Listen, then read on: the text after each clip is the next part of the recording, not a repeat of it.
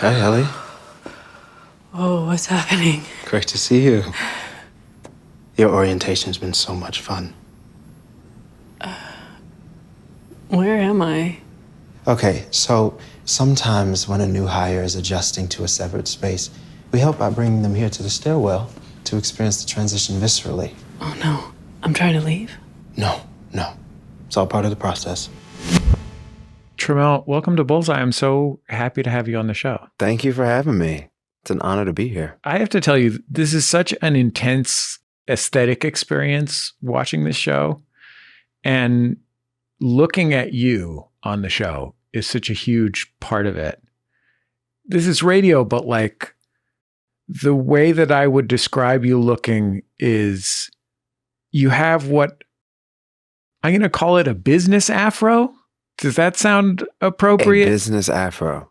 It's like a tight, natural, but it's not quite short, but it's shorter than medium. Does that make sense? It has body to it. Yes, there's length. Yeah, History. It has some volume, like a guy in a commercial in 1982. You know what I mean? Yeah, I hear you. And a really serious mustache and a lot of like NASA shirts, like mission control shirts, like a lot of short sleeve dress shirts with neckties. Okay. What got brought to you? What was your feedback? What was just how you walked on to the set on the first day in terms of the way that this character looks? Well, I got to tell you, the way we started crafting Milchick was that he was 20s to 50s. He was Black and an enthusiastic company man. That was the prompt. And from there, it was my job, with the help of Dan Erickson and Ben Stiller, to figure out who this man is, who keeps all these secrets, who is seemingly a teacher, a coach, and also a stern disciplinarian in a world that is very secretive in of itself. So I leaned heavily more on what my interpretation of staunch leadership, the kind of hard-nosed, hard-fisted way of Cobell, the coldness of Lumon, and understanding how this man embodies that in the world that he's in. You know, he is not like the other managers that we see at Lumon. I go back to the perpetuity wing and we look at, you know, all of the CEOs at Lumon, and he is the only forward-facing person that we see that is a person of color. So how does this Black man with a tight fro and a serious mustache, how does he fit into this world? So for me, it felt that he wears a body of armor. He walks with confidence and with purpose. He's almost a soldier in a way. And as we continue to chip away in season 1, Ben and I found more colors to this guy. How does he have fun? How does he allow his frolic to show, if you will? I mean, one of the things about this character is the whole world of this show is built around this dichotomy of innies and outies, right? That the workers' minds are separated into the world of work and the world outside work, and one doesn't know the other. Your character lives in both worlds. It's not shown a ton, but we see that your character lives across that line in a way that the other main characters on the show don't. What do you need to know as an actor about the way the world works in order to play this character? As an actor, it was important for me to have a level of trust. I hadn't had the privilege of working with Dan Erickson, Ben Stiller, anyone that has touched this project. So it was all very new territory. And we were filming this in October of 2020. So that was heavily into the pandemic. So trust was a very tender and vital thing in order to find what this show is and tell this story really well. As an actor playing Milchick, I had to trust that the character knew where to go. This is one of the rare instances where the character knows more than the actor. And with that, there was a lot of conviction, a lot of belief, a lot of trust that I am stepping into a character that is embodying a world that he fully believes in. And I have to trust that. To what extent do you think the character is scared? In my opinion, I think he's scared all the time. We start in chaos. The very first day when we meet these people, there is an innie that has gone missing. Petey has gone missing. This is Helena's first day of integration. And Egan is going down to the severed floor. A new department chair has been tapped. Mark S. I love, by the way, Tramell, that like this list of specifics about the show for someone who has not seen the show will both mean nothing and give them a very clear understanding of the tone of the show. Yeah, absolutely. And once they're like, wait, who came down to what? Huh? And it'll make sense when they see the show. But they understand that there's an extreme intensity. There's an extreme weight that's on Cobell's shoulders. But because I am under her guidance and tutelage, it's on my shoulders as well. And once Helena gets integrated, all hell breaks loose. Helly starts asking all these questions and turning things upside down. And it's Milchick's job to turn them right side up and keep focus. There's this moment in the first season that became a very big deal for understandable reasons, which is called the music dance experience. Things are like a little bit, have gone a little bit upside down for one of the worker characters, one of the characters that you supervise. And you walk into the room in which they work, which is normally like a pretty featureless room, and share that there's going to be an MDE or music dance experience. And there's a dance sequence that ends with, and I'm sharing a little bit of plot from the show for folks who haven't seen it, but ends with one of those characters biting you. Yes. And like, it's a great dance sequence as well. But there is like a moment of betrayal in your eyes that is like everything has already gone upside down. Like everything is already a mess. This is an attempt to fix a mess. This isn't like he should expect problems in this moment. But the fact that he did the thing he was supposed to do and it didn't work right is so terrifying. And it didn't work in the most terrifying way, which is someone biting someone. He's biting me! Dylan, what the hell? Jesus! Dylan! Come on, Dylan! He broke the skin. He needs a full tetanus toxoid panel. You've done it now, Dylan. I'm reporting this to Miss Cobell. Well, with that moment, Milchick is bending the rules a bit, right? Because when he walks in with this cart and he's introducing this perk, Irving says to the effect that the experience should not be given because they didn't quite meet the goal. I think in order to get MDE, you have to have 75% refined on the file. They got 73%, Tramell. Right. But then what's Milchick's response to it? I think everyone could use a little frivolity. It could do us all good. So what I take of that is that this moment is, yes, it's for them, but it's also for Milchick too. The stakes are so high. Things have happened that put us in grave danger of jeopardizing the quality of this program that Cobell is installing and jeopardizing the safety of those on the severed floor. So, we're going to have a little fun. And in Milchick fashion, he gets the party going. And then all of a sudden, someone takes a bite out of his arm. It's like, what's that about? You grew up Baptist, right? I did. I went to a Baptist church. Was the fear that you were doing things wrong, or you might get faith wrong or action wrong, part of your growing up in the church? Yes.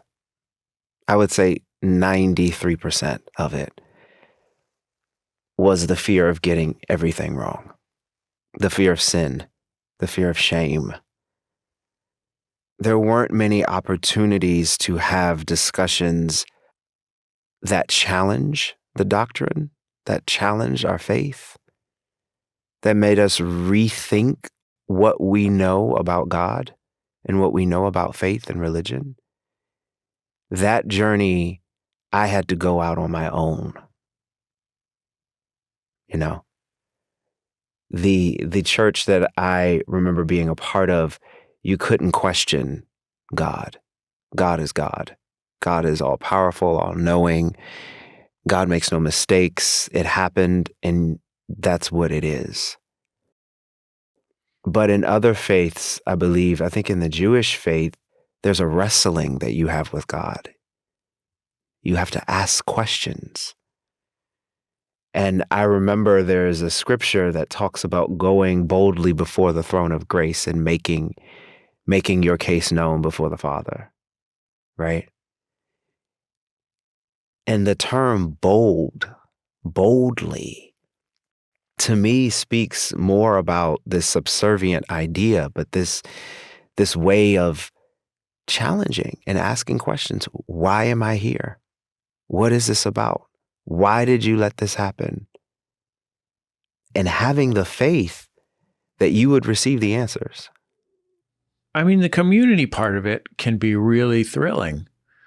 Especially if you're in Baptist church and you're involved in some serious praise and worship, that can be a great time and immensely sort of fulfilling and supportive for a lot of people. I miss that part. I adore that part of the communal sense of worship, where 2 or 3 are gathered in my name, there I am. There I will also dwell. I love that part.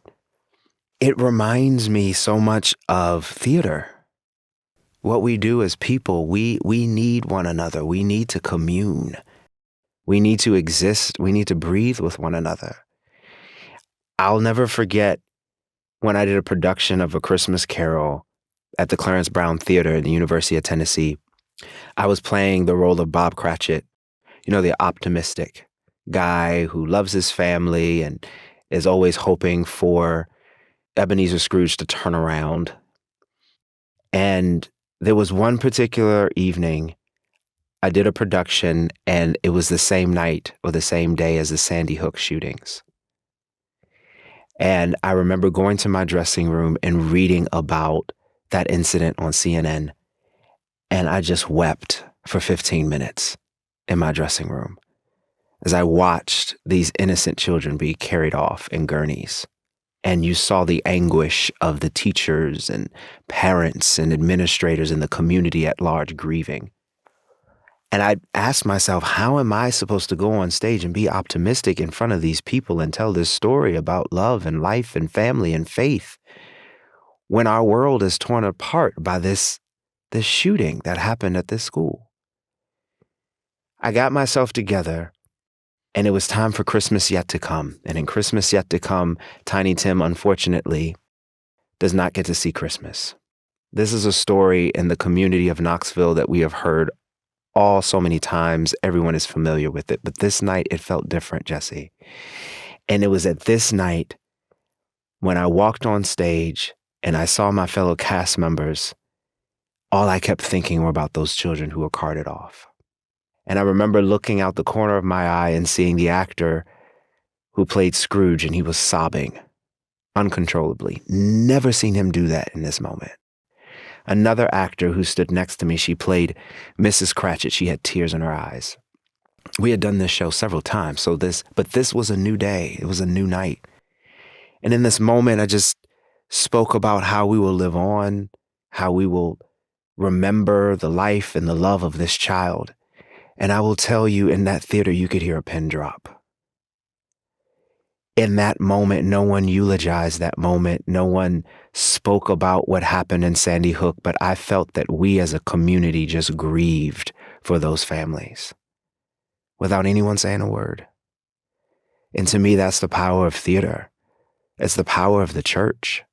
It's the power of us gathering in film to watch a film together, us watching television, whether it's Severance or if it's something else, even going to sporting events. It's that communal spirit that it's electric. It's inviting. When you were a kid and you were in church, or when you were an adolescent and you were in church, did you know that you were gay? I didn't. I had a very different relationship to sexuality as a kid. Because I spent a lot of time around women because I was very mature for my age, and because they seemed to embrace me, I became a chameleon. So I started to embody the traits of those that I was around. Didn't realize I was doing it, but I was. So I was more effeminate. And oftentimes on the playground, they say, oh, you're really feminine, or you're gay, or you're a sissy, or this, that kind of thing. And so I thought being gay meant that you wanted to be a woman. I didn't understand how erroneous my thought was until I got older and started to understand. And with my upbringing, there were a lot of challenges. I wasn't fortunate to experience my first crush or, go to the dances. Although I did, I was just so socially awkward. I didn't know how to express myself within my own body. So I didn't have those tendencies that most teenagers have of discovering their sexuality. I discovered it years later, but I had to do some unlearning first.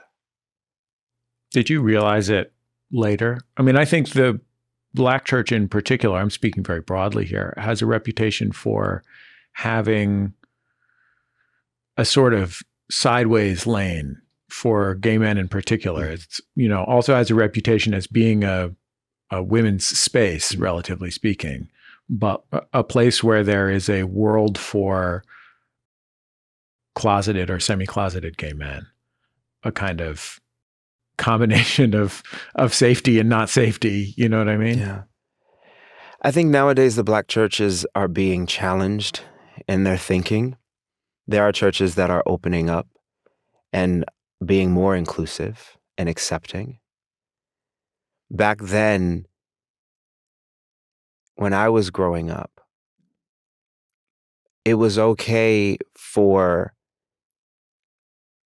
men who were effeminate to be in the forefront only if they were of service to the church, meaning if they were the minister of music or if they were an incredible soloist, if they had some incredible skill that could highlight the church or make it look better, then it was okay that they could hold position.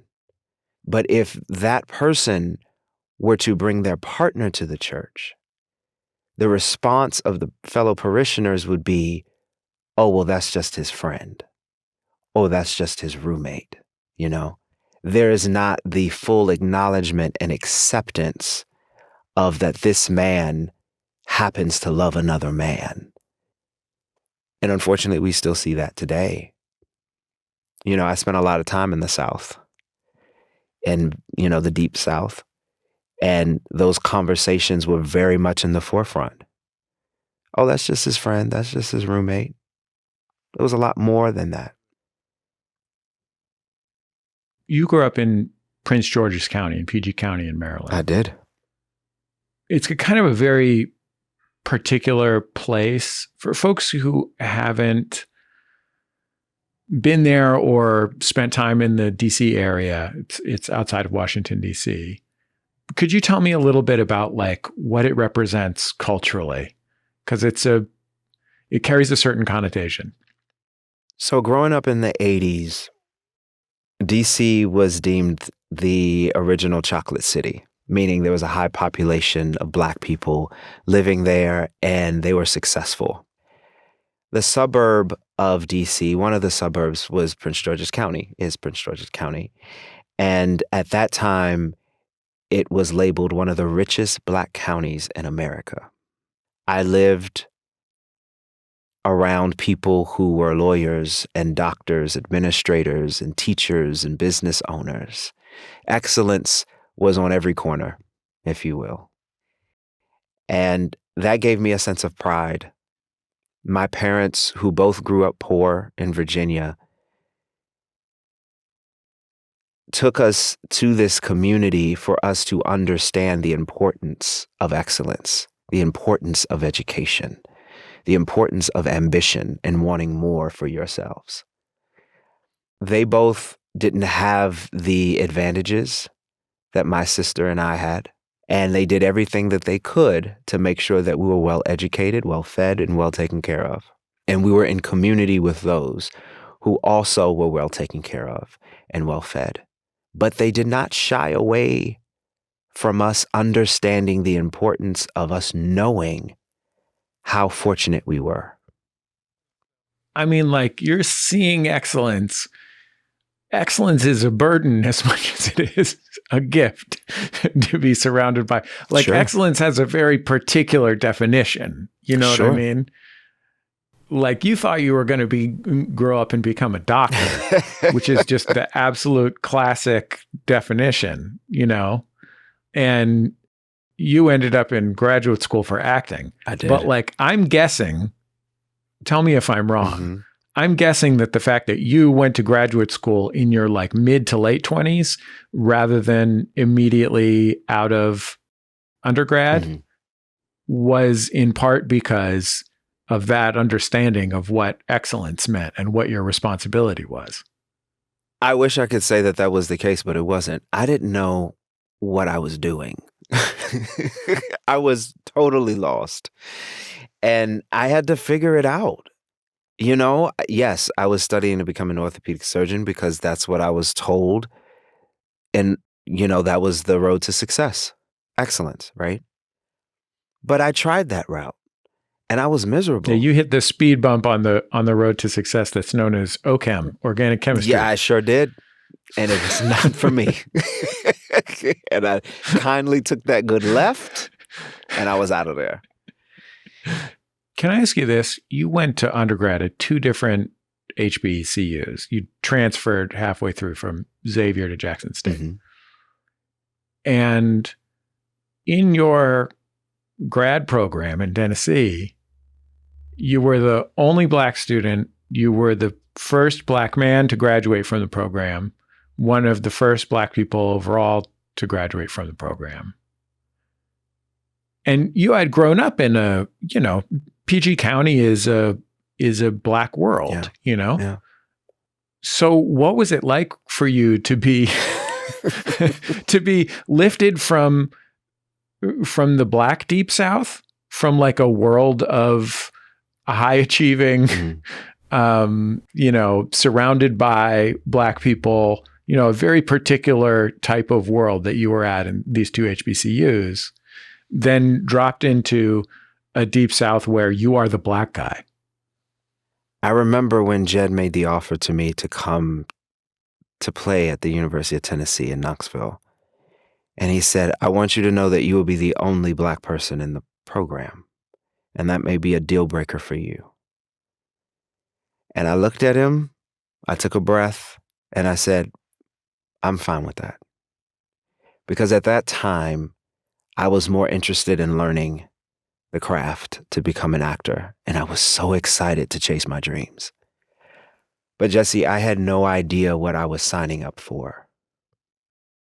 While my teachers and faculty and classmates as a collective whole were supportive of me, there were a lot of microaggressions and macroaggressions that I encountered being in Knoxville, Tennessee.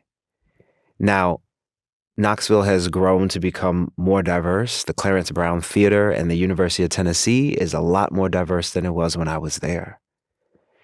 But because I was the only one, and because I was, like you said, the black guy, I faced a lot of fear, a lot of hate. I remember walking down the street, going from class to class, and someone from a car yelled out, "White power." And I turned, and I was the only person of color there, and it frightened me. I remember when Trayvon Martin was killed, I was doing a production of Putnam County Spelling Bee, and I wore a hoodie as my character, and I came from the back or the house of the theater and walked down through the house up on the stage, and you could watch as the people slowly grew more uncomfortable with me, seeing this black man walk through the space.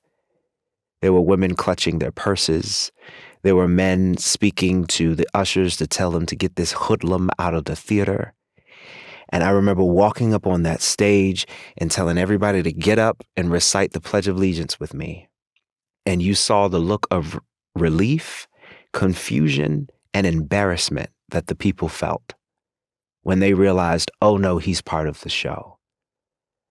And when I spoke to the artistic director at the time about this, how I felt a little unsafe, he said, if there's anything we can do, we could support you, but this is kind of a fun social experiment.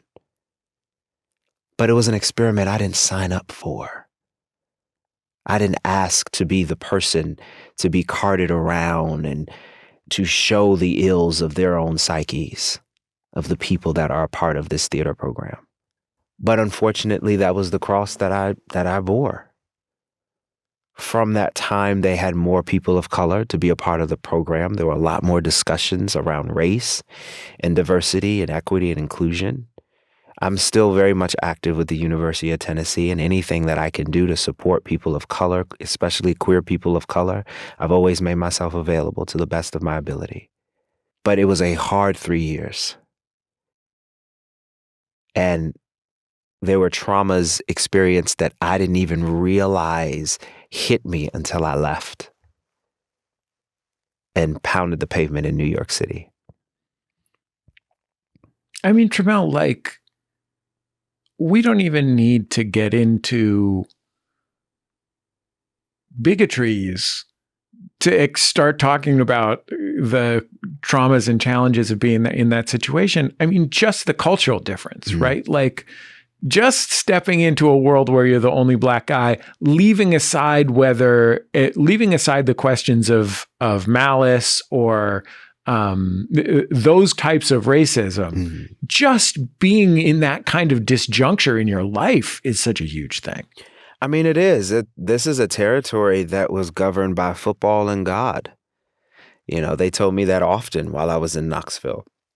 So the arts weren't primary to the focus of Tennessee. You know, I went to my first UT game and it stormed and we all piled into this tunnel to shield ourselves from the storm. And once the storm was over, we went right back into the stadium as if nothing happened. There was a passion that fueled through the veins of that city, and it was football. I actually have a Maryland question for you, which is, you grew up in Maryland, not far from Baltimore, and you worked on The Wire. I need to know. Oh my gosh. How you ended up on set how old were you? Oh God, 16, 17. I was an extra. I got my start doing background. And did they like come to your high school or? No. I had an agent. Then. So, you know, at 10 years old, I realized that I wanted to act. And my dad told me I'd never make it. And my mom said, follow your dreams. And so I was torn between the two of them. And my mom knew that I had a talent for acting and performing as a whole. So she just put me out there and do these little auditions and so forth. And so I did a showcase and there was a talent manager that saw me and she wanted to sign me. And so that's how I got introduced into more of the professional side of television and film. And so one of my jobs was to serve as an extra. And we had to go to Camden Yards in Baltimore, where the Baltimore Orioles played. And I got to sit, I think, 2 or 3 rows behind Wendell Pierce while they did their scene in a baseball field. And it was fun. Did you watch it? No, I didn't watch it. Was that because you didn't want to, or you? I probably should go back and watch The Wire to see if I can find the scene. Because if you asked me what season it was or what episode, I could not tell you. Because I don't know. At that point, I just showed up. Because I don't think The Wire was on my radar. It might have been one of the first couple seasons at that time for me. But I never went back and watched it. I never tried to go find it. Can I tell you this, Tramell? I have spent my entire life fighting the urge to be the guy at the party that tells people they got to watch The Wire. Like, I understand that's a cliche. I think in this context, I could be forgiven for saying that you got to check out The Wire. Okay. Because you were on it. I was. Yes. Yes, somewhere. Somewhere in there. Tramell, you seem like a nice man as I speak with you. Thank you. On the you're welcome. I mean it. On the television program Severance, every time you smile, it's horrifying. Thank you.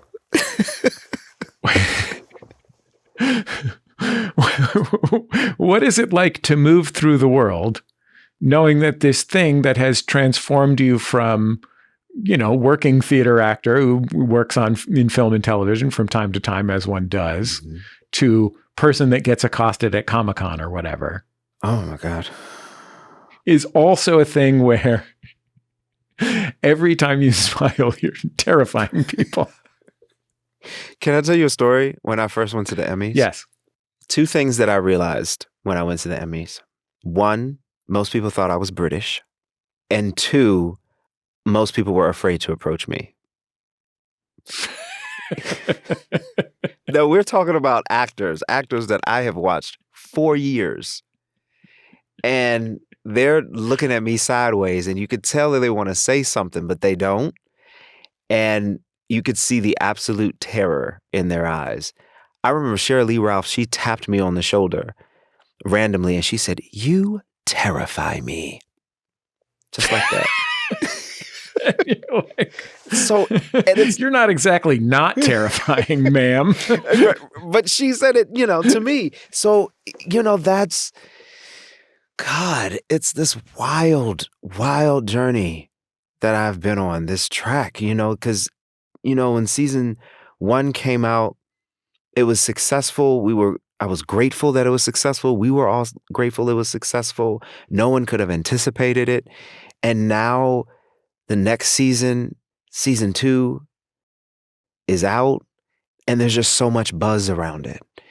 And I'll be honest, it's a bit overwhelming for an introvert like me to have that level of attention and all that energy. And so I'm finding ways to navigate through it, and I'm thankful to have a wonderful therapist who is helping me step through it all. But I just have to say that I'm grateful and excited and humbled by it. People have said to me, you'll get used to it. You'll get used to people screaming your name. You'll get used to people popping up on you and asking you questions and following you around. I don't think I ever will. It's not my bailiwick. It's not how I choose to walk through the world, but I am definitely appreciative of it. Tramell, I'm grateful for your time. Thank you for talking to me. Thank you.